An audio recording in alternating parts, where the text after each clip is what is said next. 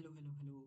तो अभी थोड़ा सा मैं सोचा कि कुछ टर्म्स बता देता हूँ कि क्या क्या टर्म थोड़े से ध्यान में रखने वाले हैं कल के लिए। तो पहला टर्म है हमारे पास क्लैड। क्लैड क्या होता है? डेफिनेशन बेस्ड आ सकता है और उसके बाद थोड़ा फर्दर भी आ सकता है। तो क्लैड क्या होता है? A clade is basically branch of tree that has one common ancestor and all of its descendant. For example, tree दिया हो उसमें क्लैड शायद आइडेंटिफाई करने को भी आ सकता है। तो देखो क्लैड क्या होता है।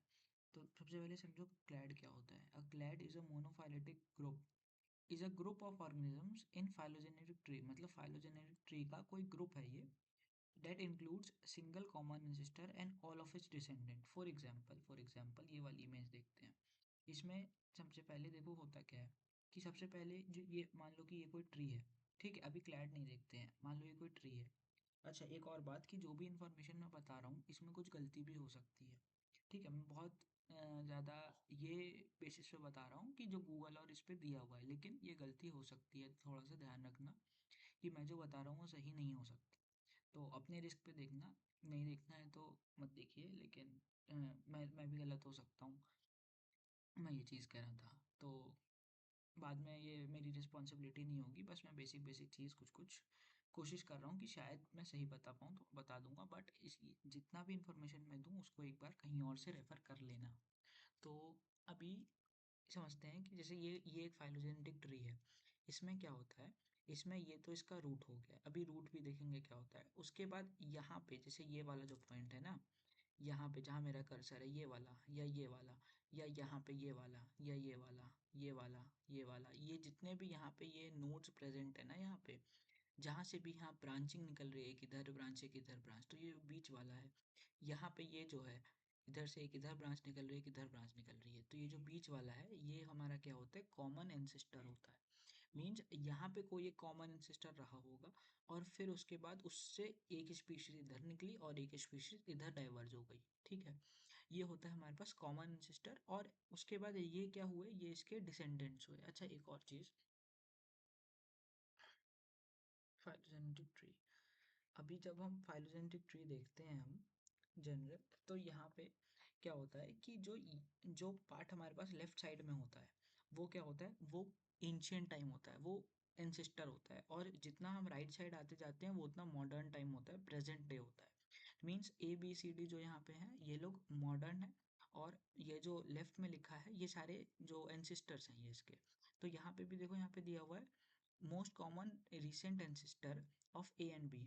जो ए एंड बी दो स्पीशीज हुए, उन दोनों का कॉमन एंसेस्टर यहाँ इस नोड पे प्रेजेंट है। यहाँ से एक डाइवर्ज हुआ ए, एक डाइवर्ज हुआ बी, ये चीज़ है। तो यहाँ पे क्या है, यही ट्री जो यहाँ पे ऐसे क्या कहते हैं हॉरिजॉन्टली में है, यही ट्री यहाँ पे वर्टिकली दिया हुआ है। तो अभी देखो क्या होता है कि हम क्या पढ़ रहे थे, clad. Clad is a group of organism in a phylogenetic tree that includes a single common ancestor. मतलब क्लैड बोलता है कि क्लैड में, कि क्लैड क्या है जिसमें एक कॉमन एंसेस्टर। तो देखो ग्रीन वाले बॉक्स में हमने एक कॉमन एंसेस्टर रख लिया, और and all of its descendant, और उसके सारे डिसेंडेंट। मतलब एक डिसेंडेंट उसका ये था और एक डिसेंडेंट इधर, और फिर इधर से भी दो डिसेंडेंट हुए, तो हमने सारे इसके डिसेंडेंट ले लिए और एक एक हमने कॉमन सिस्टर लिया, तो ये क्या बन गया, एक क्लैड बन गया। अभी देखो नॉट अ क्लैड में क्या है कि हमने यहाँ से इसको कट करा, तो क्या हुआ, कॉमन सिस्टर कौन सा है, कॉमन एंसेस्टर तो हमारे पास ये वाला था, लेकिन इसका ये वाला ब्रांच तो हमने लिया ही नहीं, सिर्फ ये वाला ब्रांच लिया। और ये वाला ब्रांच एक इधर से कट कर दिया और एक इसको ले लिया।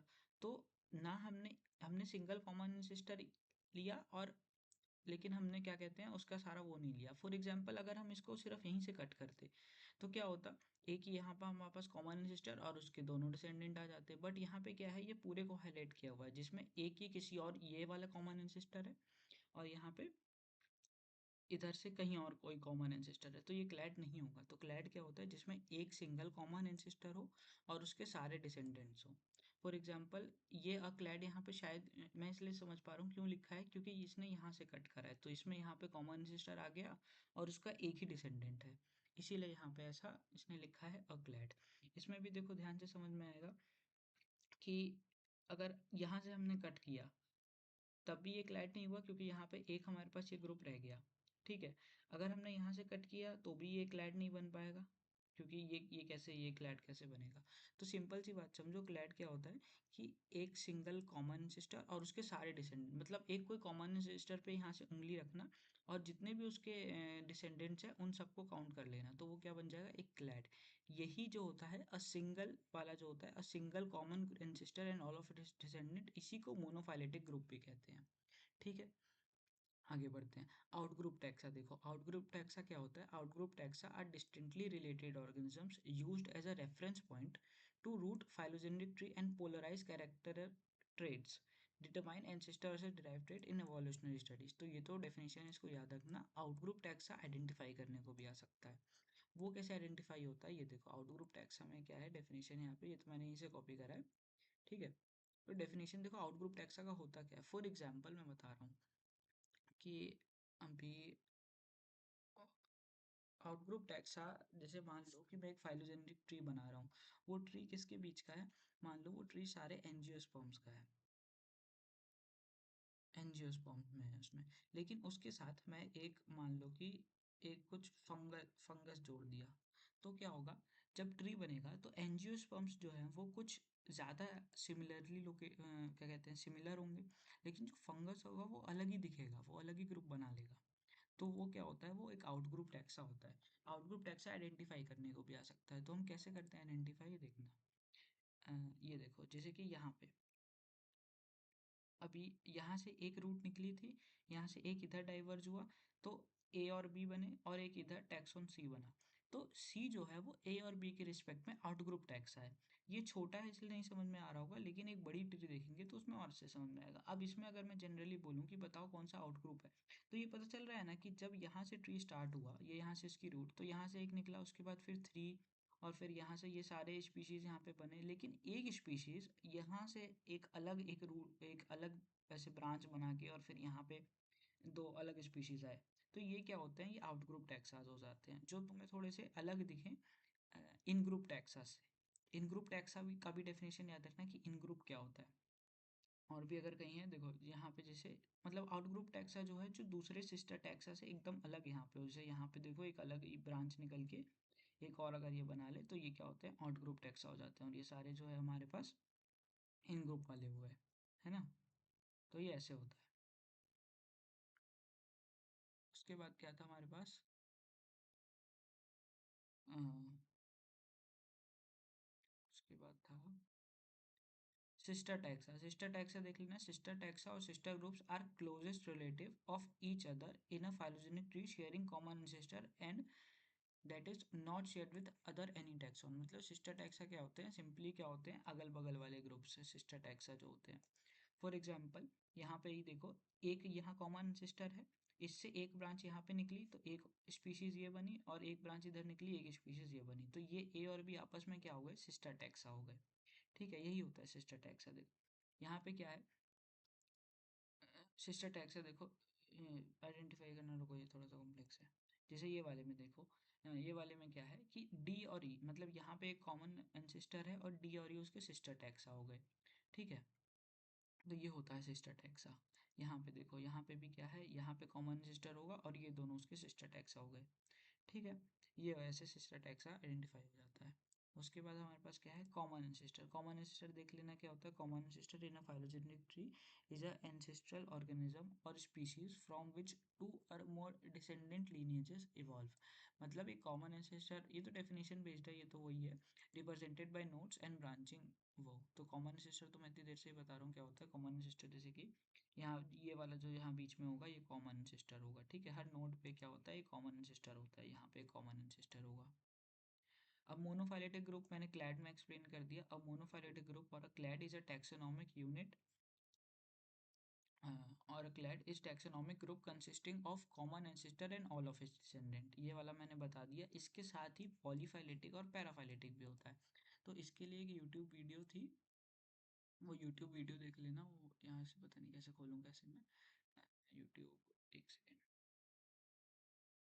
तो इसमें से थोड़ा सा देख लेना क्या होता है मोनोफाइलेटिक, पैराफाइलेटिक, पॉलीफाइलेटिक। मोनो वाला तो मैंने बता दिया कि हमने एक कॉमन एंसेस्टर दिया, उसके सारे डिसेंडेंट उठा लिए। ठीक है, उसके बाद फिर पैराफाइलेटिक भी देख लेना, includes ancestor but some not all of his descendant. मतलब एंसेस्टर होगा बट उसके सारे डिसेंडेंट नहीं होंगे।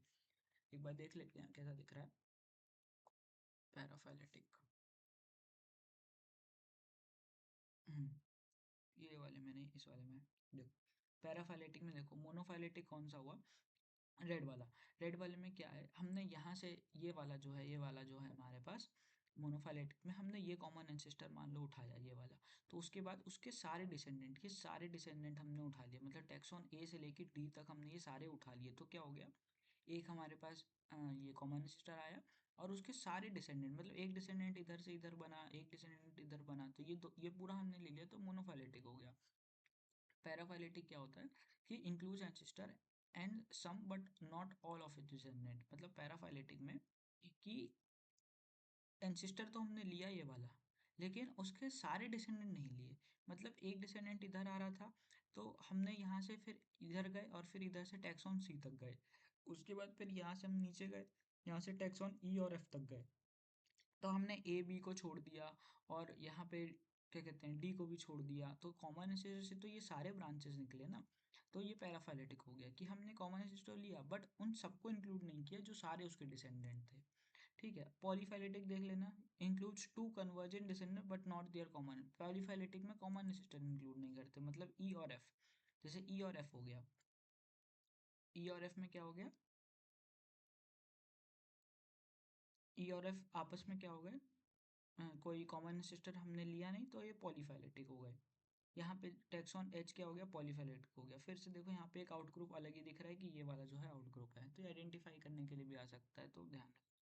उसके बाद फिर ये तो हो गया, थोड़ा सा ये देख लेना डेफिनेशन बेस्ड, ये तो नए शब्द थे तो ये मुझे भी नहीं पता, मैंने ध्यान से पढ़ा भी नहीं, तो इसका डेफिनेशन देख लेना क्या होता है, और फिर देख लेना क्लैडोग्राम क्या होता है। Cladogram is a branching tree, is a branching diagram that represents hypothetically evolutionary relationship among organisms based on shared derived characteristic और क्लेड। अच्छा, क्लैडोग्राम देख लेना कैसा दिखता है, क्लैडोग्राम देखा ही होगा, क्लैडोग्राम, क्लैडोग्राम कुछ ऐसा दिखता है। तो क्लैडोग्राम में क्या होता है, ज़्यादातर हम लोग डिराइव्ड कैरेक्टरिस्टिक, जैसे कि उसका बैकबोन, हेयर, कार्निवोरस, तो डिराइव्ड कैरेक्टरिस्टिक पे बेस के ऊपर हम लोग उसको क्या कहते हैं, एक डायग्रामेटिक रिप्रेजेंटेशन बनाते हैं। जितना मुझे याद है इसमें जो है जेनेटिक डिस्टेंस का उतना ज़्यादा रोल नहीं होता, और टाइम का भी उतना ज़्यादा रोल नहीं होता। ठीक है, वो एक बार क्या कहते हैं इसमें देख लेना, कि एक बार पढ़ लेना, क्या पढ़ लेना, डिफरेंस बिटवीन क्लैडोग्राम एंड फाइलोट्री, ये एक बार देख लेना कि क्या डिफरेंस होता है, तो ये डिफरेंस होता है। तो क्लैडोग्राम भी पूछ सकते हैं, क्लैडोग्राम क्या होता है। रूट और नोड पढ़ लेना, रूट और नोड क्या होता है, एक ट्री में रूट, हाँ, rooted and unrooted phylogenetic tree में डिफरेंस देख लेना क्या होता है। बेसिकली देख लेते हैं, rooted phylogenetic tree depicts evolutionary relationship with clear ancestor descendant direction from common ancestor node showing time flow. देखो क्या होता है, जो रूटेड ट्री होता है ना, उसमें क्या होता है, यहाँ पे पीछे एक रूट बना होता है उसका, और ये तो मैंने बताया ही था कि ये जो इधर लेफ्ट वाला पार्ट है वो एंसेस्टर होता है, और ये जो होता है मॉडर्न टाइम होता है।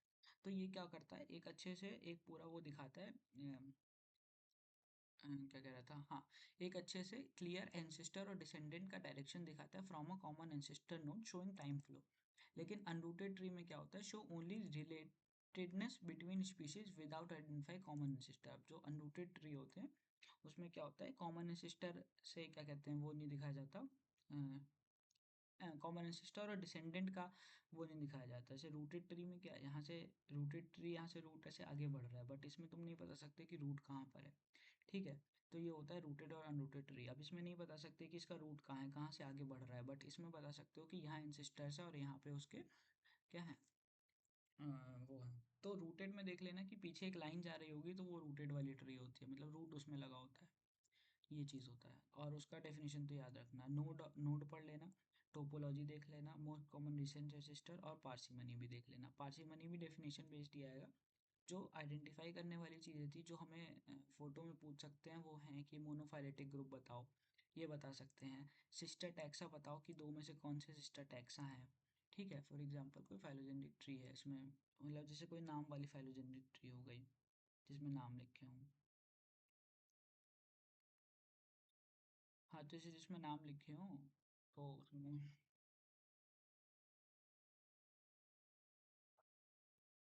जैसे इसमें नाम लिखे हों, कोई ऐसी ट्री दिखा दे। अब उसके बाद उसमें पूछ लेंगे कि इसमें सिस्टर टैक्सा कौन सा है, इसमें क्लैड कौन बना रहा है, ठीक है। तो ये चीज़ थोड़ा सा ऐसे ऐसे क्वेश्चंस आ सकते हैं ना। ब्रांचिंग पॉइंट है, इधर ब्रांचेज हैं, ये तो नहीं। मैं क्या बता रहा था, ये बता रहा था जैसे इसमें बता देंगे कि सिस्टर टैक्सा बताओ कौन सा है, इसमें से क्लैड आइडेंटिफाई करो कौन सा है। तो क्लैड कैसे आइडेंटिफाई करेंगे, कोई एक कॉमन सिस्टर उठाएंगे जैसे ये वाला, और इसके जितने ये दोनों डिसेंडेंट है ये पूरा ले लेंगे, तो ये एक मोनोफाइलेटिक ग्रुप बन जाएगा। तो ऐसे करके हम ले सकते हैं। और सिस्टर टैक्सा पूछ सकते हैं, और क्या पूछ सकते हैं, कॉमन एंसेस्टर क्या होता है वो पूछ सकते हैं। ये सब चीज़ें थोड़ा सा देख लेना। और पारसी मनी वगैरह का डेफिनेशन है ना, मोस्ट कॉमन रिसेंट एंसेस्टर क्या होता है, इसका डेफिनेशन, ये सब थोड़ा सा